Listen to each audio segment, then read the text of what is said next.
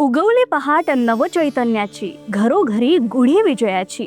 नववर्ष घेऊन येऊ आनंद अपार, सर्वांना गुढीपाडव्याच्या हार्दिक शुभेच्छा साकार.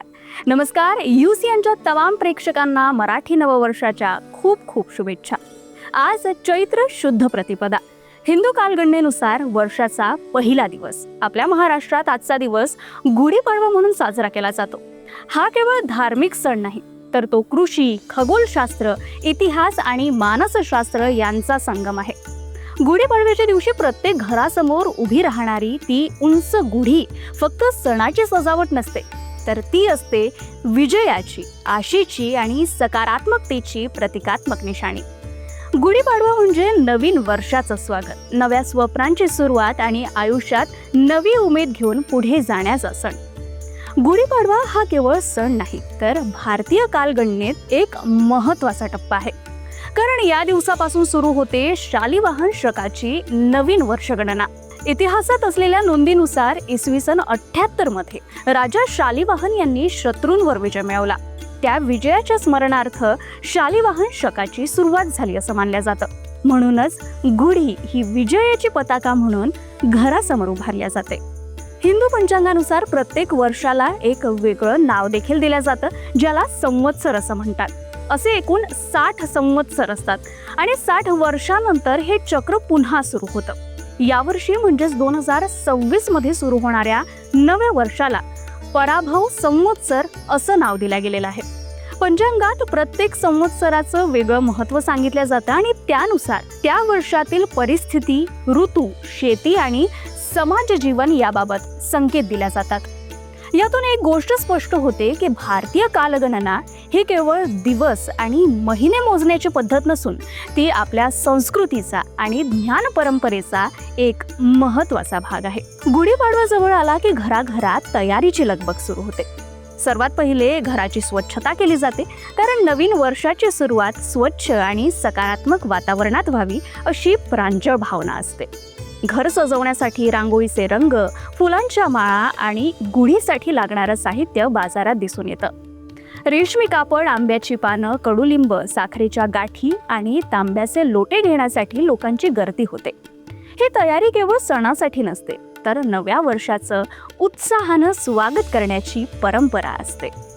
गुढीपाडव्याच्या दिवशी लोक सकाळी लवकर उठून घरासमोर सुंदर रांगोळी काढतात. त्यानंतर बांबूच्या काठीवर रेशमी कापड बांधलं जातं. त्याला आंब्याची आणि कडुलिंबाची पानं लावल्या जातात.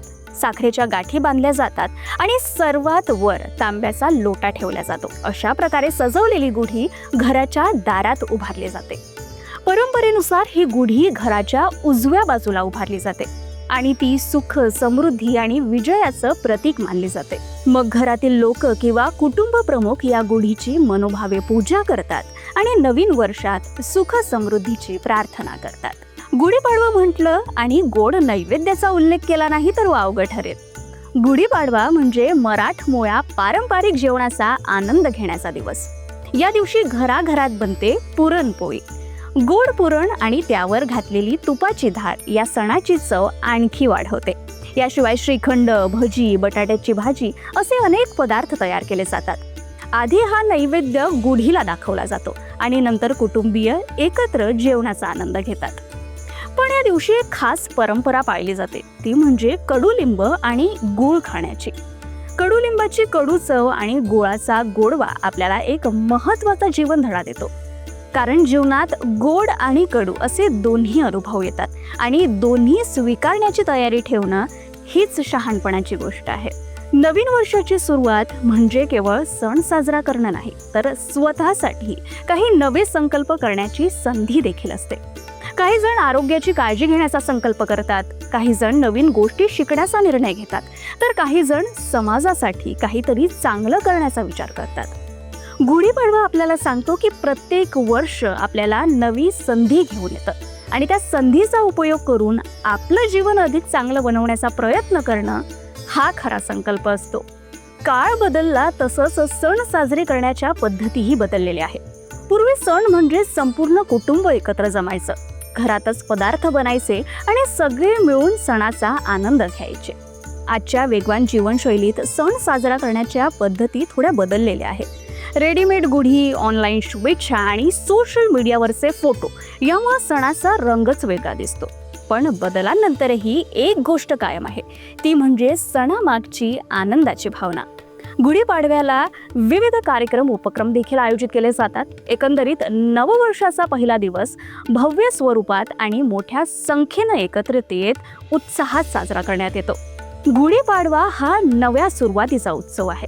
हा सण आपल्याला सांगतो की आयुष्यात कितीही बदल झाले तरी आशा, सकारात्मकता आणि परंपरा या गोष्टी कायम टिकून राहतात.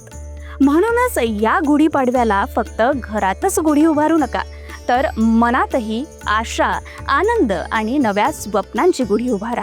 आपल्या सर्वांना गुढीपाडव्याच्या आणि मराठी नववर्षाच्या हार्दिक शुभेच्छा.